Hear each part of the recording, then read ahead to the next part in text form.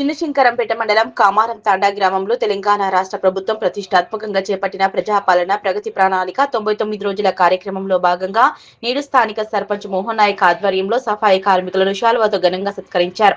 అనంతరం వారికి పీపీఈ కిట్లు, యూనిఫామ్, గ్లౌజులు, సబ్బులు, కొబ్బరి నూనె అందజేశారు. ఈ సందర్భంగా సర్పంచ్ మోహన్ నాయక్ మాట్లాడుతూ సఫాయి కార్మికులు గ్రామాల్లో పారిశుద్ధ్య పనులు చేపడితేనే గ్రామాలు పరిశుభ్రంగా ఆరోగ్యంగా ఉంటారని, పారిశుద్ధ్య కార్మికులు పనిచేస్తేనే ప్రజలంతా బాగుంటారన్నారు. తెలంగాణ రాష్ట్ర ప్రభుత్వం ప్రతిష్టాత్మకంగా చేపట్టిన ప్రజాపాలన ప్రగతి ప్రణాళికలో భాగంగా సఫాయి కార్మికులను సన్మానించుకోవడం హర్షించదగ్గ విషయమన్నారు.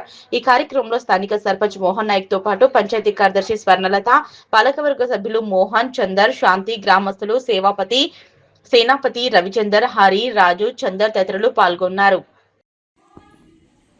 తెలంగాణ రాష్ట్ర ప్రభుత్వం ప్రతిష్టాత్మకంగా తీసుకున్న 99 రోజుల ప్రజాపాలన ప్రగతి ప్రణాళికలో భాగంగా ఈరోజు కామారం తాండా గ్రామ పంచాయతీ పాలకవర్గం తరపున పారిశుద్ధ్య కార్మికులను సన్మానించడం జరిగింది.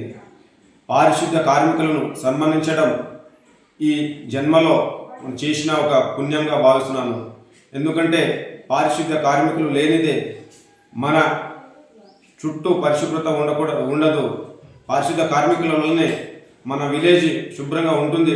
కనుక మనం అందరము పారిశుద్ధ్య కార్మికులను గౌరవించి వారికి ఎప్పటికీ మనం వాళ్ళకు తోడ్పాటు ఉండాలని, వారి సాధక బాధలను మనం వాళ్ళని గౌరవించి ఏ రోజైనా వాళ్ళను చిన్న చూపు చూడకుండా వాళ్ళు ఏ కష్టం వచ్చినా వాళ్ళకు మనం అందరం తోడుగా ఉండి పారిశుద్ధ్య కార్మికులకు మనం అండగా ఉండాల్సిన బాధ్యత మన అందరి మీద ఉందని మనస్ఫూర్తిగా కోరుకుంటున్నాను.